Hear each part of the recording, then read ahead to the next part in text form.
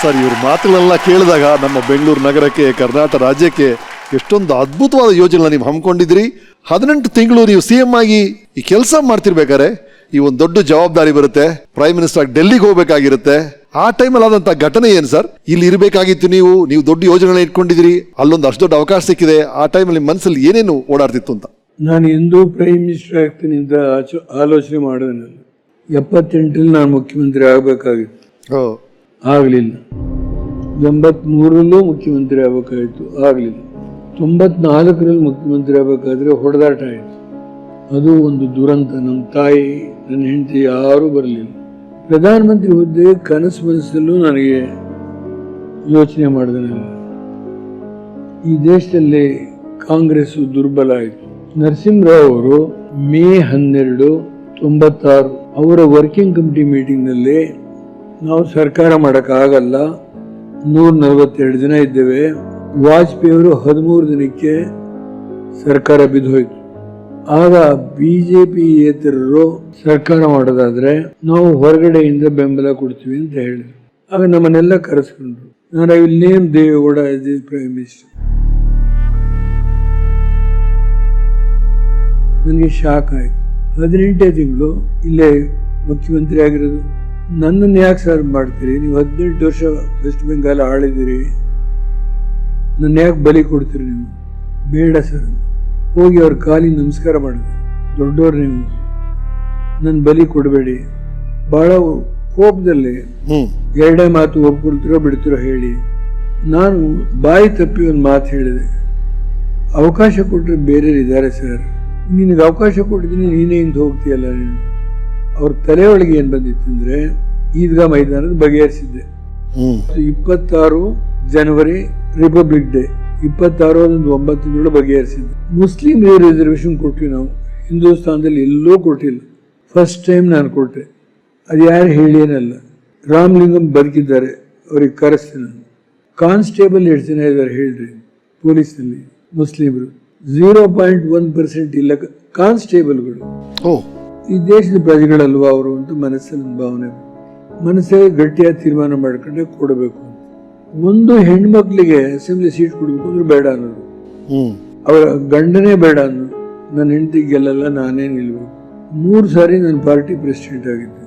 ಮನಸ್ಸಲ್ಲಿ ಬಹಳ ರೋಷ ಬಂತು. ನಮ್ಮ ಮ್ಯಾನಿಫೆಸ್ಟೋದಲ್ಲಿ ಹಾಕ್ಬಿಟ್ಟು ನಾವು ಹೆಂಗ್ ರಿಸರ್ವೇಷನ್ ಕೊಡ್ತೀವಿ ಅಂತ ಹೆಣ್ಮಕ್ಳಿಗೆ. ಹೆಗ್ಡೆ ಕಾಲದಲ್ಲಿ 10% ಮಾಡಿದ್ರೆ ಹೆಣ್ಮಕ್ಳಿಗೆ, ನಾವು 33.1% ಮಾಡಾಕ. ಬರೀ ಮೆಂಬರ್ಸ್ ಅಲ್ಲ, ಅಧ್ಯಕ್ಷರು ಉಪಾಧ್ಯಕ್ಷರು ಕೊಡಬೇಕು ರೋಟೇಷನ್ ಅಂತ.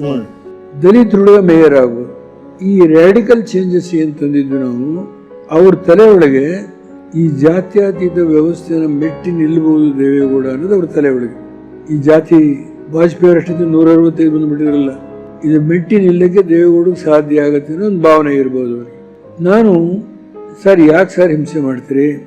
ಬಿಹಾರ್ ಭವನದಲ್ಲಿ ಜ್ಯೋತಿ ಬಸವಲ್ಲ, ಇವರಿಗೆ ಬಿಜು ಪಟ್ನಾಯಕ್ ಇದ್ದಾರೆ, ಹೆಗ್ಡೆ ಇದ್ದಾರೆ, ಮಧುದಂಡವತೆ ಇದ್ದಾರೆ, ಬೊಮ್ಮಾಯಿ ಅವರಿದ್ದಾರೆ, ಗೋರೆ ಅವರಿದ್ದಾರೆ. ಬೇಡ ಸರ್, ಅಲ್ಲಿ ಹೋಗಿ ಬರ್ತೀವಿ. ಅವರು ಕೋಪದಲ್ಲಿ ನಿಮ್ಮ ಜನತಾದಳ ಯೋಗ್ಯತೆ ಗೊತ್ತು ನನಗೆ. ಯಾವ್ದ್ರಿ ನಿಮ್ಮ ಜನತಾದಳ? ಎಲ್ರಿ? ಯಾಕ್ರಿ ಇದೆಲ್ಲ? ಮೊನ್ನೆ VP ಸಿಂಗ್ ಮನೆ ಹತ್ರ ಹೋಗಿ ಕೂತಿದ್ರಿ, ಬೇರೆ ಕೆಲಸನ ನಮಗೆ. ನಲ್ಲೂ ಇನ್ಫಾರಮ್ 13 ಪಾರ್ಟಿಯವರು ಮಾಡಿದೀವಿ. ನಿಮ್ಮ ಬಿಹಾರ್ ಭವನಕ್ಕೆ ಫೋನ್ ಮಾಡಿ ಹೇಳಿ, this the decision of the 13 political parties, nothing more. Lalu phone ಮಾಡಿ ಹೇಳಿದ್ರು, ಬದುಕಿದ್ದಾರೆ ಅವರೆಲ್ಲ. ನಾನು ಹೇಳಿದೆ, ಸರ್ ನನ್ನ ಮನೆಯವ್ರಿಗಾರು ಹೇಳ್ಬೇಡ್ವೆ, ನನ್ನ ಮಿಸ್ಸಸ್ಗಾರು ಹೇಳ್ಬೇಡ್ವೆ ಸರ್, ಕರ್ನಾಟಕ ಭವನಕ್ಕೆ ಹೋಗಿ ಹೇಳ್ತೀನಿ ಸರ್. ಆಗ ಇನ್ನೂ ಮೊಬೈಲ್ಗಳಿತ್ತಿಲ್ಲ. ಕರ್ನಾಟಕ ಭವನ ಮುಂದೆ ಪಕ್ಕದಲ್ಲೇ ತಮಿಳುನಾಡು ಭವನ. ನನ್ನ ಹೆಂಡತಿಗೆ ಫೋನ್ ಮಾಡಿದೆ, ನಿಮ್ಮನ್ನು ಮುಗಿಸ್ತಾರೆ ಇವರೆಲ್ಲ ಸೇರಿ, ಯಾವ ಕಾರಣಕ್ಕೂ ಒಪ್ಪಿಗೆ ಕೊಡೋದು, ನೀವು ವಾಪಸ್ ಬನ್ನಿ. ತುಂಬ ಅಳ್ತಾ ಹೇಳಿದರು. ನನಗೆ ಉತ್ತರ ಹೇಳಕ್ಕೆ ಬರಲಿಲ್ಲ, ಅಲ್ಲೇ ಮಲಗಿದ್ದೀನಿ. ನನ್ನ ಎಳ್ಕೊಂಡು ತೊಗೊಂಡೋದ್ರು. ನನಗೆ ಬೇಡ ಅಂತೇಳಿ ಹತ್ಕೊಂಡೇ ಹೋಗ್ತಾ ಇದ್ದೀನಿ. ತೊಗೊಂಡೋದು ಥರ್ಡೆ ಲಾಂಜ್ ಇದ್ದಾಗ ಕೂರಿಸಿದ್ರು. ಹೊರಗಡೆ 1000 ಜನ ಇದ್ದಾರೆ. ದೇವೇಗೌಡ ನೀವು ಒಪ್ಕೊಳ್ಳದೆ ಹೋದ್ರೆ there is nobody to challenge Vajpayee. ಆ ಮಾತು ಹೇಳಿದಾಗ, ಯಾಕೆ ಸರ್ ಈ ಥರ ಮಾತಾಡ್ತೀರಿ? ಭಯ ಇಲ್ಲ ನನಗೆ, ನನ್ನ ರಾಜ್ಯ ಬಿಟ್ಟು ಬರಬೇಕಲ್ಲ, ನೋವಿದೆ ನನಗೆ, ಒಂದಕ್ಕೆ ಕಣ್ಣಲ್ಲಿ ನೀರಾಗ್ತಾ ಇದ್ದೀನಿ ಸರ್. ನಿನಗೆ ದೇಶದ ಬಗ್ಗೆ ಚಿಂತೆ ಮಾಡೋದಾದ್ರೆ ಒಪ್ಕೋ, ನಿನ್ನ ರಾಜ್ಯದ ಬಗ್ಗೆ ಚಿಂತೆ ಮಾಡೋದಾದ್ರೆ ನೀನು ಬಿಡು. ಬಹಳ ಗಡಸಾಗಿ ಹೇಳಿದ್ರು. ಈ ಗೊಂದಲದಲ್ಲಿ ಆಯಿತು ಬಿಡಿ ಸರ್, ನನ್ನ ಹಣೆ ಬರ, ಒಪ್ಕೊಳ್ತೀನಿ ಸರ್ ಅಂತ ಒಪ್ಕೊಂಡಿದ್ದು ಸತ್ಯ. ಆ ನೋವನ್ನ ನಾನು ಯಾರ ಮುಂದೆ ಹೇಳ್ಕೊಳಕ್ಕಾಗಲ್ಲ. ಈಗ ಇದೇ ವಿಧಿ ಅಂತ ಹೇಳೋದು. ಆಯಿತು, 10 ತಿಂಗಳಿದ್ದೆ. ಎಸ್ ಸರ್, ನೀವು ಪ್ರಧಾನಿಯಾದ ಆ ದಿನಗಳ ಬಗ್ಗೆ ನಮ್ಮ ರಾಜ್ಯದ ಕೆಲವು ಗಣ್ಯರು ಮಾತಾಡಿದ್ದಾರೆ. ಏನು ಹೇಳಿದ್ದಾರೆ ಕೇಳಿ. ಅವ್ರು ಆಡಿದ ಮಾತುಗಳಿಗೆ ನಿಮ್ಮ ಪ್ರತಿಕ್ರಿಯೆ ಸರ್. ಈಗ ರಿಗ್ರೆಟ್ ಮಾಡ್ತಾ ಇದ್ದಾರೆ. ನೋಡಿ, ನಾನು ಕೃಷ್ಣ ಅವರು ಸಮಕಾಲೀನರು. ಕೃಷ್ಣ ಅವರು ದೊಡ್ಡ ವಿದ್ಯಾವಂತರು, ಬ್ಯಾರಿಸ್ಟರು. ಅವ್ರ ಬಗ್ಗೆ ನಾನು ವಿಶ್ಲೇಷಣೆ ಮಾಡೋದು ಕಷ್ಟ ನನಗೆ. ಅವರು ಈ ರಾಜ್ಯನ 5 ವರ್ಷ ಆಳಿದ್ದಾರೆ. ಗವರ್ನರ್ ಆಗಿ ಮಹಾರಾಷ್ಟ್ರದಲ್ಲಿ ಕೆಲಸ ಮಾಡಿದ್ದಾರೆ. ವಿದೇಶಾಂಗ ಸಚಿವರಾಗಿ ಕೆಲಸ ಮಾಡಿದ್ದಾರೆ. ನಾನು ಹಳ್ಳಿಲಿ ಹುಟ್ಟಿ ಹಳ್ಳಿಲೇ ಬೆಳೆದು ಅನೇಕ ಕಷ್ಟ ನಷ್ಟಗಳನ್ನು ಅನುಭವಿಸಿ ಇದು ಜೀವನದಲ್ಲಿ ಒಂದು ಆಕಸ್ಮಿಕ ಅಂತ ಹೇಳ್ತೀನಿ ಅಷ್ಟೇ. ಅವ್ರು ಬಂದ ದಾರಿ, ನಾನು ಬಂದ ದಾರಿ ಸ್ವಲ್ಪ ಕವಲ ದಾರಿ ನಮ್ಮಿಬ್ಬರಿಗೂ. ಆದ್ರೆ ನುರಿತ ರಾಜಕಾರಣಿ. ಇವತ್ತು ಏನಾದರೂ ಅವರು ಕಾಂಗ್ರೆಸ್ ಬಿಟ್ಟು ಭಾರತೀಯ ಜನತಾ ಪಾರ್ಟಿಗೆ ಹೋಗಿದ್ರೆ ಅವರನ್ನ ಅಲಕ್ಷ್ಯ ಮಾಡೋದು. ಅದರಿಂದ ಸ್ವಲ್ಪ ನೋವಲ್ಲಿದ್ದಾರೆ. ನನಗೆ ಆ ನೋವಿಲ್ಲ. ಈಗ ನನಗಿರೋ ನೋವು ಒಂದು ಪ್ರಾದೇಶಿಕ ಪಕ್ಷ ಉಳಿಸ್ಬೇಕು ಅನ್ನೋದು. ಸರ್, ಜನರಲಿ ನಮ್ಮ ನ್ಯಾಷನಲ್ ಮೀಡಿಯಾಲ್ ಬಂದಂತ ಒಂದು ಅಭಿಪ್ರಾಯ 1996 to 1999 forgettable era, forgettable memory of Indian politics ಅಂತ ಹೇಳ್ತಾರೆ. ತುಂಬಾ ಅನ್ಸ್ಟೇಬಲ್ ಆಗಿತ್ತು ಸೆಂಟ್ರಲ್ ಗವರ್ಮೆಂಟ್. ಆ ಟೈಮಲ್ಲಿ 13 ಪಕ್ಷಗಳನ್ನ ನೀವು ಒಂದುಗೂಡಿಸಿ ಅದರ ನಾಯಕನಾಗಿ ಕೆಲವು ನಿರ್ಧಾರಗಳನ್ನ ತಗೋಬೇಕಾಗತ್ತೆ. ಆ ಸಮಯದ ಬಗ್ಗೆ, ನಿಮ್ಮ ಸಾಧನೆಗಳ ಬಗ್ಗೆ ನಮ್ಮ ನಾಡಿನ ಕೆಲವರು ಗಣ್ಯರು ಹೇಳಿದ್ದಾರೆ ನೋಡಿ. 2-3 ಅದ್ಭುತವಾದ ವಿಷಯಗಳು ಬಂತು. ಒಂದು ವಿಷಯ ಅವ್ರು ಹೇಳಿದ್ರು, ಕಾಶ್ಮೀರಲ್ಲಿ ನೀವಿದ್ದಾಗ ನಡೆದಂತ ಎಲೆಕ್ಷನ್ ತರ ಇಲ್ಲಿವರೆಗೂ ಆ ತರ ಎಲೆಕ್ಷನ್ ನಡೆದೇ ಇಲ್ಲ. 70% ವೋಟರ್ಸ್ ಟರ್ನ್ಔಟ್ ಆಗಿದ್ದು ಆಗ ಮಾತ್ರ. ಬೇರೆ ಎಲೆಕ್ಷನ್ 0.2%, 4% ಎಲೆಕ್ಷನ್ ಟರ್ನ್ಔಟ್ ಆಗ್ತಿದ್ದು.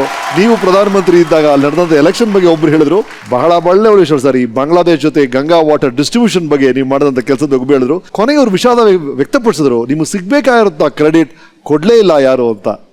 ಇಲ್ಲೇ ಮೀಡಿಯಾ ರೋಲ್ ಅಂತೇಳಿ ಮೀಡಿಯಾ ರೋಲು ಇಲ್ಲೇ ಇರೋದು.